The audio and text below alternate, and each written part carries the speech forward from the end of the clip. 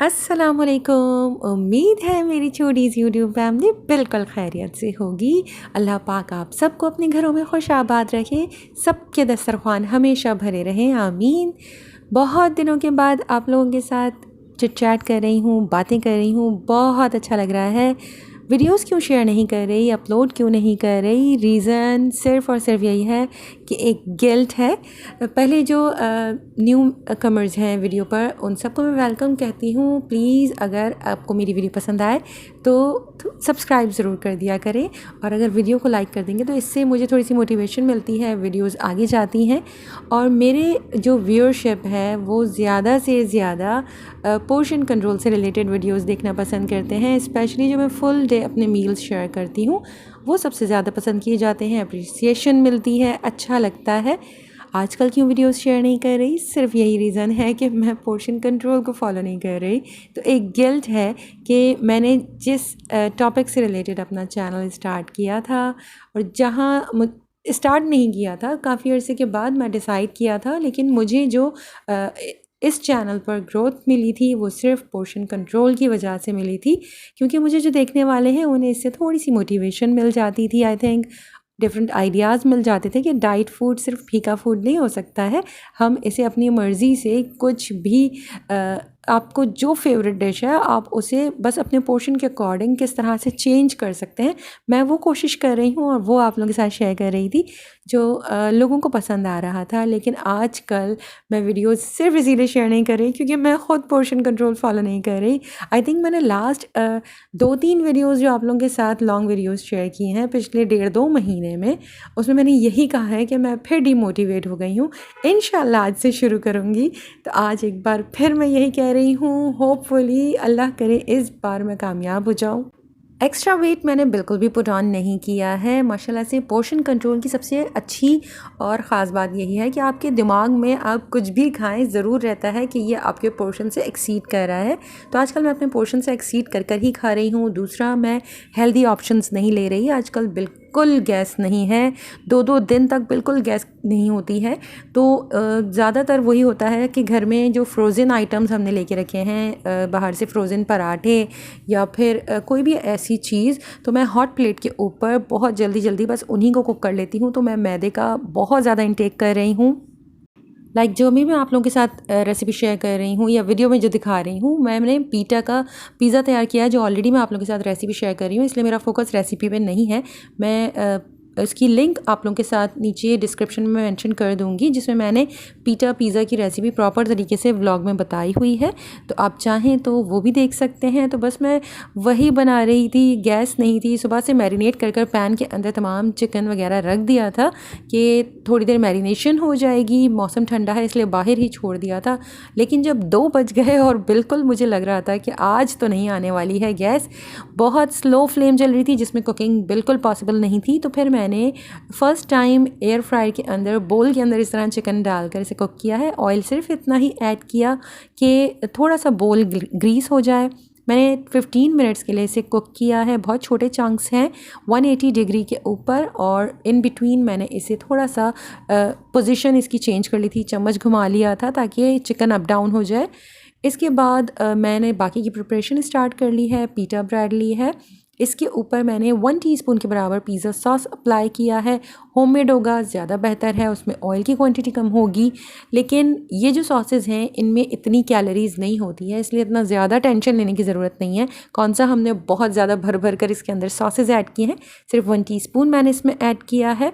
और ऑलरेडी हमें 120 कैलोरी की ट्रीट तो डेली अलाउ है।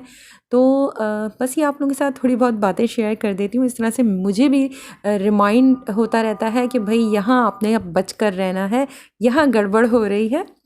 तो मैंने अपने पोर्शन के अकॉर्डिंग मैंने 250 ग्राम्स चिकन कुक की है, तो इसे 2 हिस्सों में डिवाइड कर लिया है। एक पोर्शन चिकन का मेरा है, दूसरा मैं बेटी के लिए तैयार करने वाली थी। अपने पिज़्ज़ा पर मैंने बहुत सारी वेजीज़ लगाई हैं, मुझे टमाटर बिल्कुल भी नहीं पसंद, लेकिन मैंने फिर भी ऐड किया है। कॉर्नस मुझे उस वक्त याद नहीं रहे, अदरवाइज़ मैं कॉर्न भी ऐड कर देती।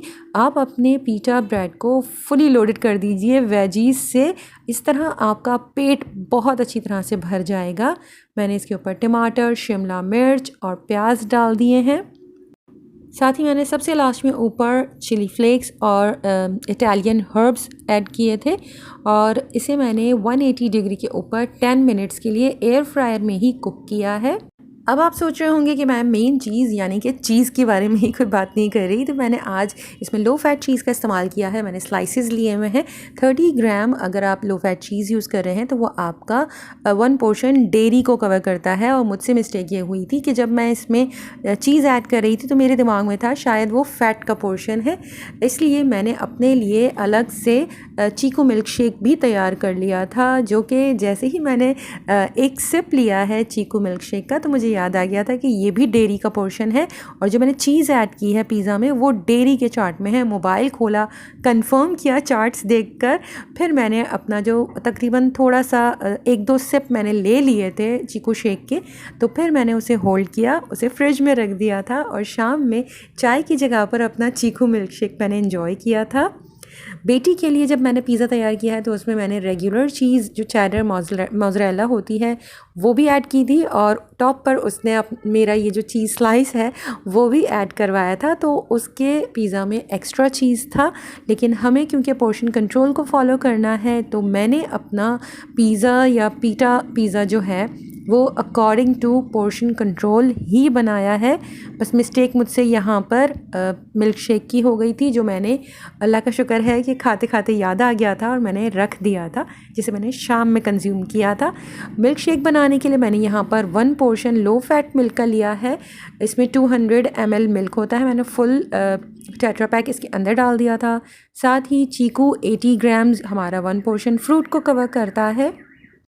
और सीज़नल फ्रूट जब होते हैं तो बहुत मीठे होते हैं, तो मैंने इसमें कोई एक्स्ट्रा शुगर ऐड नहीं की है। बिल्कुल परफेक्ट रेशो है 80 ग्राम फ्रूट और 200 ml लो फैट मिल्क का। इसके अंदर आप आइस क्यूब्स ऐड कर सकते हैं। आप देख सकते हैं पूरा ग्लास भर गया है और मज़े से आप इस पूरे ग्लास को पी सकते हैं। इवन मैंगोज़ जब आएँ तब आप मैंगो शेक भी पूरा ग्लास इस तरह से बनाकर कंज्यूम कर सकते हैं। ऐसा कुछ नहीं है कि पोर्शन कंट्रोल में आपको मैंगो खाने से कोई रोकेगा। तो ये था मेरा मज़ेदार सा लंच, जो कि गैस ना होने की वजह से भी अल्हम्दुलिल्लाह बहुत अच्छा खाना हम खा रहे थे। मेरा और बेटी का बहुत अच्छा टाइम गुजरा क्योंकि कोई भी नहीं था हमें डिस्टर्ब करने वाला। हमने मूवी लगाई थी, पीटा पिज़्ज़ा, साथ में चीकू मिल्क शेक। बेटी ने तो उसी वक्त अपना चीकू मिल्क शेक कंज्यूम कर लिया था, बट मैंने रख दिया था। सुबह से प्लान किया हुआ था कि आज शाम में कॉफ़ी बनाऊंगी और आप लोगों के साथ शेयर करूंगी, बट मेरा मिल्क शेक पड़ा हुआ था, इसलिए आज मैंने कॉफ़ी नहीं बनाई और जो मिल्क शेक मेरा बचा हुआ था उसी को मैंने कंज्यूम किया। क्योंकि 1 पोर्शन डेयरी का मेरे पिज़्ज़ा में ऑलरेडी मैं कंज्यूम कर चुकी थी, इस वजह से मैं उस वक्त दूसरा पोर्शन नहीं ले सकती थी। ऑल्दो मुझे अलाउ है कि मैं दिन में 3 पोर्शंस डेयरी के ले सकती हूँ, लेकिन हमें इस बात का ध्यान रखना है कि हमारे 2 पोर्शंस एक ही वक्त में हम नहीं ले सकते हैं, हमें डिफरेंट टाइम्स पर उसे कंज्यूम करना होगा। शाम में मैंने तैयारी कर कर रख ली थी कि डिनर बनाना है, तमाम चीज़ें बिल्कुल रेडी हैं। गैस अब तक नहीं आई थी। 7-8 बजे के करीब उस दिन गैस आ गई थी, लेकिन उस वक्त भी बहुत स्लो फ्लेम था, लेकिन दोपहर के मुकाबले में थोड़ा सा बेहतर फ्लेम था। तो जैसे ही गैस आई, बस आजकल ऐसा ही दिन चल रहा है कि बार बार जाकर आपको चूल्हा चेक करना पड़ता है। गैस आ गई है तो आपने सारे काम छोड़ने हैं और पहले जाके कुकिंग करनी है। तो बस इसी तरह से मैं तमाम चीज़ें पहले से रेडी कर कर रख लेती हूँ, बार बार चेक करती रहती हूँ। जैसे ही मुझे लगता है कि गैस का प्रेशर थोड़ा सा बेहतर है तो मैं फ़ौरन से कुकिंग स्टार्ट कर लेती हूँ।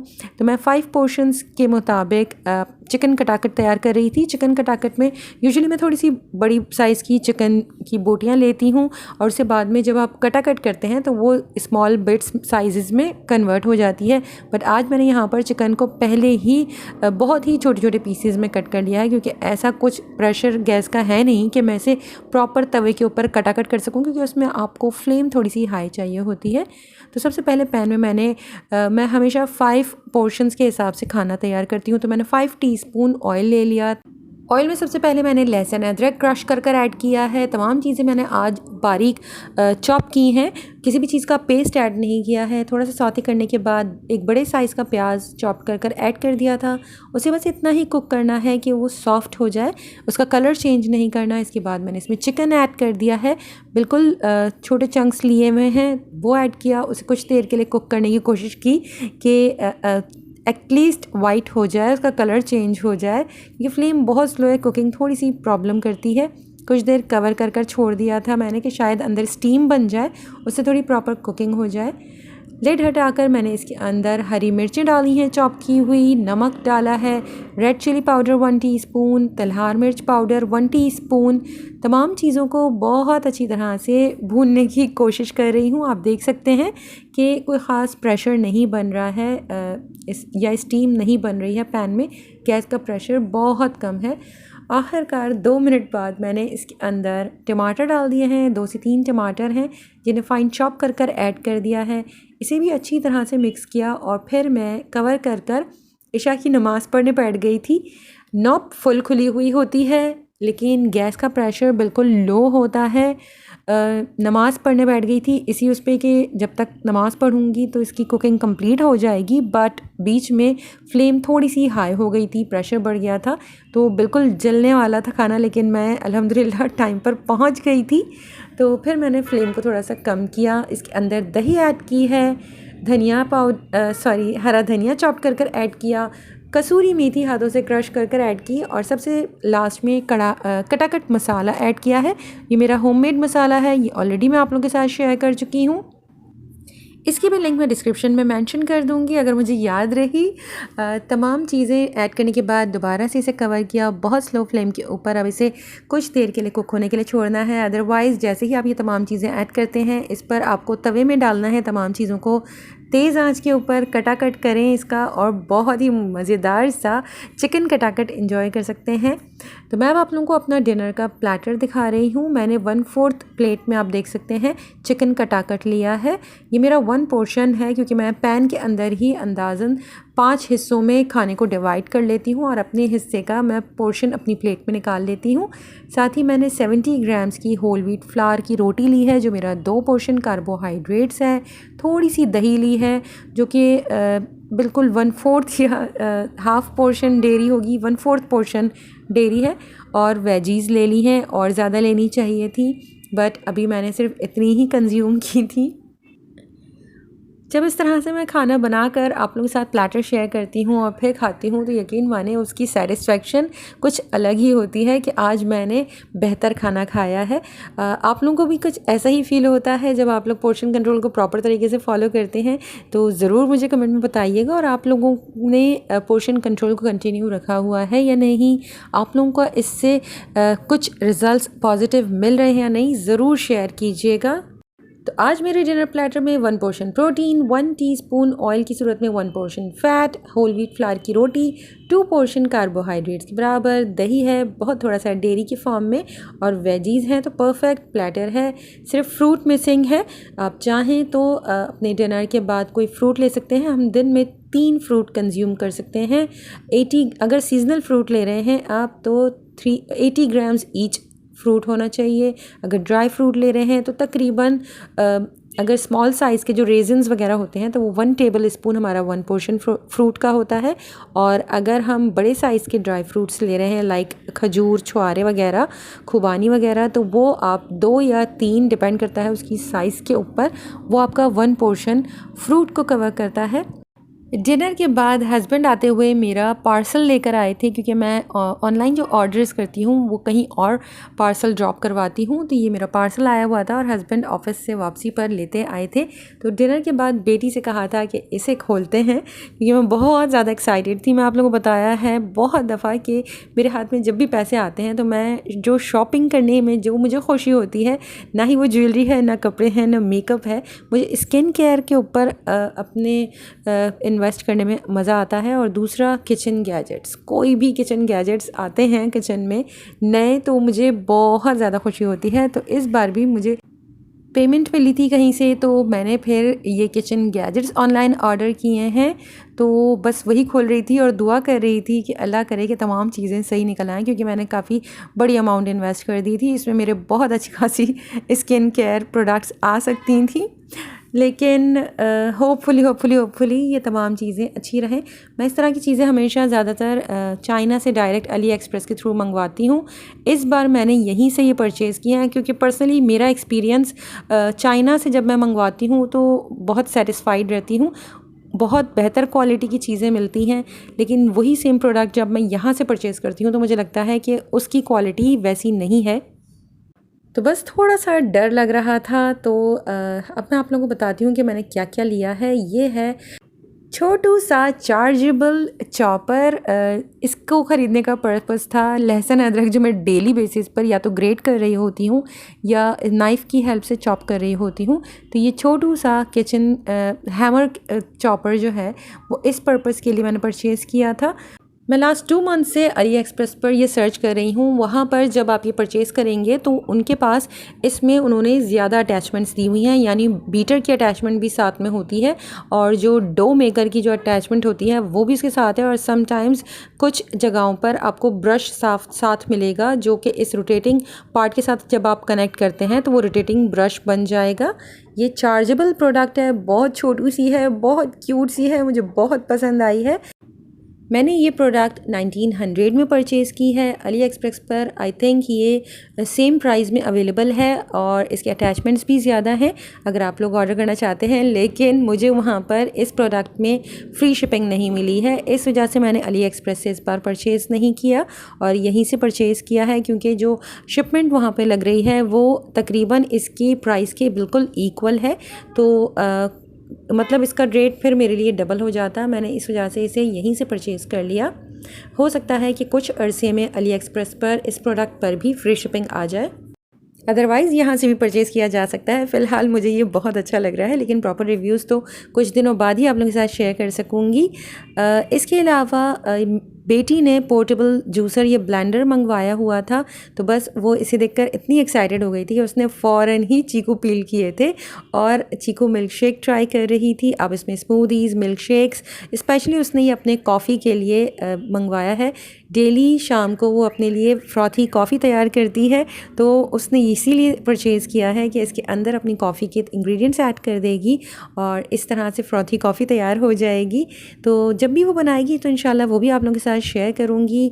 मीनवाइल बस आप लोग ये इसका रिज़ल्ट चेक कर सकते हैं, बहुत ज़बरदस्त रिज़ल्ट है, बहुत क्विकली। ये भी चार्जेबल है, आप चार्ज कर लीजिए, इसमें चार्ज करके रख दीजिए। इवन मुझे तो लग रहा है इसमें रायता वगैरह भी बहुत अच्छी तरह से ब्लेंड हो जाएगा। इवन टोमेटोज़ वगैरह अगर ब्लेंड करने हो तो इसके लिए भी ये बहुत अच्छा है, क्योंकि इसकी ब्लेड्स बहुत शार्प हैं। और इसे मैंने खाली करने के बाद इसके अंदर थोड़ा सा पानी डाल दिया था, साथ ही मैंने few drops dish washing liquid के डाल दिए थे और दोबारा से इसे ब्लेंड कर लिया और इस तरह से मैंने इसे क्लीन कर लिया था। अब मैं आप लोगों को जो हैंड हेल्ड चॉपर है, मिनी चॉपर, इसका रिज़ल्ट भी दिखा देती हूँ। तो इसके अंदर मैंने हरी मिर्च डाली है, सिर्फ एक हरी मिर्च डाली है, ज़ाहिर है उसमें इतनी स्पेस नहीं है इसलिए प्रॉपर चॉप नहीं हुई है। अदरवाइज़ अब मैं इसे 2-3 दफ़ा और भी यूज़ कर चुकी हूँ। तो अल्लाह का शुक्र है कि इसका रिज़ल्ट बहुत अच्छा है। बस इसमें जो स्लाइसर लगा हुआ है इसमें एक कमी मुझे नज़र आ रही है। अगर आप इसके अंदर इस तरह की पतली गाजर ऐड करेंगे तो बहुत अच्छी तरह से स्लाइसेस निकल आएंगे, लेकिन अगर आप इसमें बड़ी गाजर या कोई और सब्ज़ी ऐड करना चाहेंगे तो पहले उसे छोटे पीसेस में कट करना पड़ेगा। मतलब ये सिर्फ छोटी सब्जियों के लिए ही है। मतलब बहुत पतली गाजर अगर आप ले रही हैं तो इसमें स्लाइस हो सकती है, हरी मिर्च स्लाइस हो सकती है। इसके अलावा अगर आप इसमें लहसुन डाल सकती हैं वो भी स्लाइसेस बन जाएंगे बहुत ईज़िली, क्योंकि इसकी ब्लेड्स काफ़ी शार्प थी और बहुत ही कन्वीनियंट, बहुत ईज़िली ये वर्क कर रहा था। केबल इसमें साथ दी गई है चार्जर की। अब एक और ट्रेंडिंग पोर्टेबल जूसर मैंने परचेज़ किया है। मुझे ये बहुत बहुत बहुत बहुत ज़्यादा पसंद आया है और मैं सबसे ज़्यादा एक्साइटेड इसको लेकर ही थी, क्योंकि आजकल सिट्रस फ्रूट का ही सीज़न चल रहा है और ये इस वक्त बहुत अच्छी चीज़ है। ये भी चार्जेबल है, तो बस फ़ौरन जैसे ही इसे खोला, इसे अच्छी से वॉश करने के बाद मैंने दोबारा लगा लिया है। बेटी ने ऑरेंज दिया और हम लोग बस इसे ट्राई कर रहे हैं। तो बहुत इजी, बस आपने ऑरेंज का पीस इसके ऊपर रखा है, इसे बटन प्रेस किया है और देख सकते हैं आप कि कितना क्विक इसने इसके अंदर से जूस निकाल दिया है। पूरा एक राउंड खाने के बाद पहले रिंग ऊपर जाता है, नीचे आने के बाद थोड़ा सा ऊपर होकर स्टॉप हो गया है। एक बार में जब आप बटन प्रेस करेंगे तो ये इतना ही चलता है और आप देख सकते हैं कि बिल्कुल खाली हो चुका था पील। तो मैंने जो लेफ़्ट ओवर हाफ़ ऑरेंज था वो भी इसके अंदर ऐड कर दिया है और उसमें से भी बहुत सारा जूस निकल आया है और बहुत कोई मेहनत नहीं, बस फ्यू सेकंड्स में आपका जूस रेडी हो जाएगा। तो पर्सनली मुझे तो ये जूसर बहुत ज़्यादा पसंद आया है। तो 150 ml ऑरेंज जूस अगर आप कंज्यूम करते हैं तो वो आपका 1 पोर्शन फ्रूट है। तो मैंने ये डिनर के बाद अपना फ्रूट के पोर्शन में ऑरेंज जूस कंज्यूम कर लिया था। अब बेटी जूसर ले जा चुकी है और वहाँ पर ये सब इंजॉय कर रहे हैं। जब तक मैं आप लोगों को सबसे लास्ट प्रोडक्ट जो है वो भी दिखा देती हूँ। ये चॉपर है, मैंने दूसरा चॉपर ऑर्डर किया था, लेकिन मुझे जहाँ मैंने ऑर्डर प्लेस किया है उन्होंने सजेस्ट किया कि ये चॉपर उससे ज़्यादा बेहतर है। जैसे ही मैंने बॉक्स से निकाला मुझे नो डाउट इसकी जो प्लास्टिक की क्वालिटी है बहुत अच्छी लगी थी। मुझे लग रहा था कि शायद अच्छा हुआ मैंने 100 रुपीज़ ज़्यादा देकर बेटर प्रोडक्ट ही चूज़ किया। बट सॉरी, मैंने आप लोगों को बाकी की चीज़ों के भी प्राइस नहीं बताए हैं। जो पर्पल वाला ब्लेंडर था उसकी प्राइस है 1200 और जो सिट्रस जूसर था उसकी प्राइस 2800 है और ये जो चॉपर है इसकी प्राइस 1900 है। ये मैंने लिया है गाजर का हलवा बनाने के लिए, क्योंकि मेरे पास हाथों से जो हम मैनुअली ग्रेट करते हैं वो है, जिसकी वजह से मुझे जब भी 3-3 4-4 किलो की गाजर के हलवे तैयार करने होते हैं तो मैं बहुत ज़्यादा थक जाती हूँ। तो इलेक्ट्रॉनिक तो नहीं, मैंने ये मैनुअली इसलिए लिया था कि शायद इससे थोड़ा सा मेरा काम इजी हो जाएगा। बट ये प्रोडक्ट मुझे पसंद नहीं आया। आई डोंट नो इसमें प्रॉब्लम है क्या। इसमें जो साइड में नॉब नज़र आ रही है इसको घुमाने से इस चॉपर को सील हो जाना चाहिए था, ब्लॉक हो जाना चाहिए था। इस तरह से आपको पीछे जो रोटेटर है उसको रोटेट करते हुए काम करना थोड़ा सा इजी हो जाएगा, क्योंकि आप ऑलरेडी एक हाथ से ऊपर से गाजर को प्रेस कर रहे हैं, दूसरे हाथ से आप जब उसके व्हील को रोटेट कर रहे हैं तो मशीन थोड़ा सा हिलती है। तो अगर वो काउंटर से अटैच हो जाती तो बेहतर होता। शायद इसमें ये चीज़ ख़राब है, वो काउंटर से अटैच नहीं हो रही थी और मेरी मिस्टेक ये हुई कि मैं थोड़ा सा बिज़ी रही और मैं कांटेक्ट नहीं कर पाई थी जिससे मैंने परचेज़ किया था। इस वजह से अब मैं उन्हें ब्लेम नहीं कर सकती हूँ, गलती मेरी भी है, मुझे उन्हें फ़ौरन बताना चाहिए था। क्योंकि अब वो इतना हिल रहा है कि मुझे लग रहा है कि शायद मैं उस जो मैनुअल ग्रेटर ऑलरेडी मेरे पास मौजूद है उस पे काम करूँगी तो शायद और जल्दी काम हो जाएगा। इसमें तो मुझे हेल्प चाहिए थी बेटी की कि वो थोड़ा सा होल्ड कर कर रखती चॉपर को और मैं व्हील को रोटेट करती। तो आई थिंक ये मेरे लिए बिल्कुल बेकार है। और इसके अलावा इसमें जो स्लाइसर है वो बहुत ज़्यादा फ़ाइन स्लाइस है। आप खीरे की हालत देख सकते हैं कि कितना पतला स्लाइस कट किया है, उसे भी बहुत ज़्यादा फोर्स के साथ रोटेट करना पड़ रहा था।